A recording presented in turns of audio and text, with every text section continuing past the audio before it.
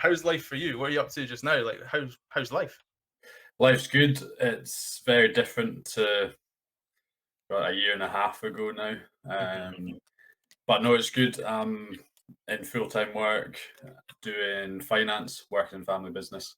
I'm also studying accountancy, so that's helping with day to day work. So pretty full on that front. Also, still, as you mentioned, still doing the biltong and started the Norpro as well, and coaching at Melrose too. So I've probably stretched myself a bit thin since I left, but no, everything I'm doing, I'm loving and I'm enjoying. So it's good to, especially the Melrose coaching. It's good to be able to give back to where I first started my rugby. Mate, amazing. We're going to go on to Melrose later, but as you nicely alluded to that, you're probably actually busier now than you were back when you were playing for Edinburgh. Because actually, as we said 2 years ago when you were last on the show, that's where we actually left off just before you had, because you were halfway through your breakout season really there. It was about June 2021. So the kind of the season after that was when you really sort of cemented your team, like your place in that team. You were playing week in, week out. How was that for you when you were actually living the life we all sort of grew up in as the Borders, sort of wanting to emulate that pro player professional life? It was amazing. Yeah, it was really good. And when you're in that environment, it's the only thing you want to do. It's the best thing. You're literally living, as you say, living your dream. It was your dream when you were young, when you were at minis, middies, under 18s, through all the age groups, it was still your dream, and that's what made you work hard to get there. And throughout the week at professional level, your weeks were good. They were Monday, Tuesday, very very difficult training sessions, Mhm. but you knew you were getting every Wednesday off, so you hit it hard for 2 days. You do absolutely nothing or hit the golf course on Wednesday. Um, Thursday, Friday, very, very chilled. If it's a Saturday game, or Thursday, more chilled if it's a Friday game. So you know your weeks by the time you've played 4 or 5 seasons. So you get used to it. The biggest thing I've probably missed is my Wednesday off. For the first week in a new job, my brain was absolutely frazzled. I think 2015 was when I left school. That's the last time I had studied. Um, I mean, I did some personal training courses and coaching courses once I left school, but in terms of proper study, it's been 8 or 9 years now. So it's nice to be able to get the brain working again. I was gonna say that must have felt weird when like, your brain's asked to be active, but you're like my shoulders and my thighs are absolutely fine. I'm so confused. Yeah, exactly. Bodies felt great for once, but the brain, it was difficult. Especially I'm still living in Edinburgh and traveling down to the Borders into the office most days a week, so it was tiring, but it's crazy how quick your brain adapts. You Yeah. do pick it up quite quickly. And then how was that lifestyle though when you were that professional player?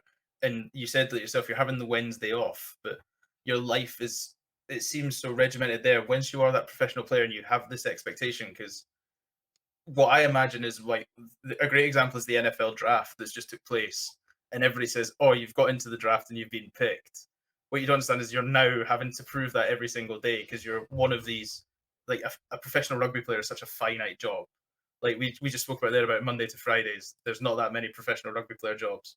How did your mindset have to change once you were that established pro in that team? It was difficult, although the weeks were kind of on and off, and you got your recovery day.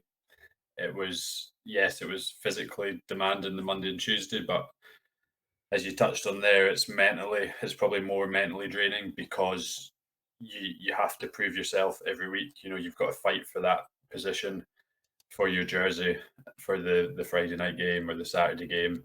Um, so you're performing, you're trying to perform to your highest level every day, and the Wednesday day off.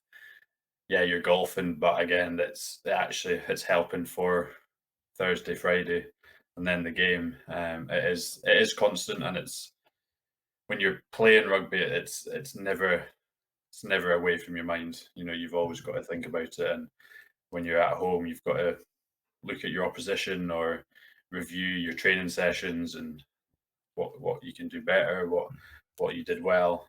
So yeah, you're right. It's from looking out, it's a nice dandy day to day life. But people see game days. That's all they see. Um, when you take it back, you strip it back. You're training, and that training is tough. And as I say, it doesn't stop from the training field. You know, it carries on into the evenings, and you know the amount of analysis that you have to do. It does put a toll on the mental side of things. You spoke nicely about that then. So you joked at the start that you've probably spread yourself quite thin now, if not as much when you're playing. But people talk in terms of a 37-hour work week. Like you said there, you're taking rugby home with you as much as you are. You're doing 2-hour absolute blitz fitness session on a Monday or a Tuesday. How much was like a quote unquote work week for you when you were actually playing? Uh, Officially, you know, your contracts were 40 hours Mhm. a week, but you know, with But like, yeah, especially when you hear these, like you hear like the greatest of all times, like they're always doing extras in the gyms and things like that. Like, there's never just one guy that turns up and goes home on the dot in a professional athlete yeah, atmosphere. it's difficult to put a time scale on it, and I mean, especially with Cockers, we did have long weeks, we had long days. He was only there to make us better, which he did, and that came with longer days and longer sessions. You know, we'd be in the breakfast hall doing our monitoring and weigh-ins 7 half 7 in the morning, and we wouldn't get home till 5 half 5. So they were long days, especially the Monday and Tuesday.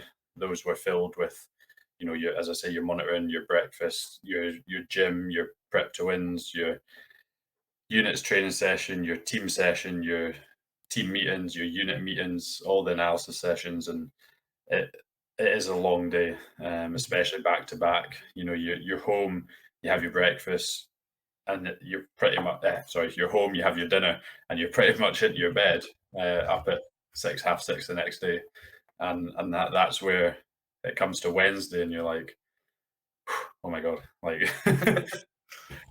you're but you're waking up before your alarm and you're like, what's going on? yeah, yeah, that Wednesday goes so quickly, and you're back to training on Thursday again. So you play your game, you get a Sunday off, and sometimes if we played Friday, you'd be in Sunday. Um, Christ. that was with Cockers, anyways, and then back to it Monday. But it sounds a lot, and when you're in it, it is good fun, and you do it for the game days, and you do it because you've got such a good group of guys around you. Mhm. Hey, thank you for listening to this clips episode on YouTube. And then if you want to hear the whole podcast, you can find them on Apple or Spotify, as well as the full video version on this YouTube channel, alongside all the other great content we produce on a weekly basis. Thank you so much for listening, and I hope to see you again on another clips episode or in the full episode podcast. Tweet us, tag us, let us know what you thought. All the links are down in the description. It means the world that you guys come and support us, so thank you very much.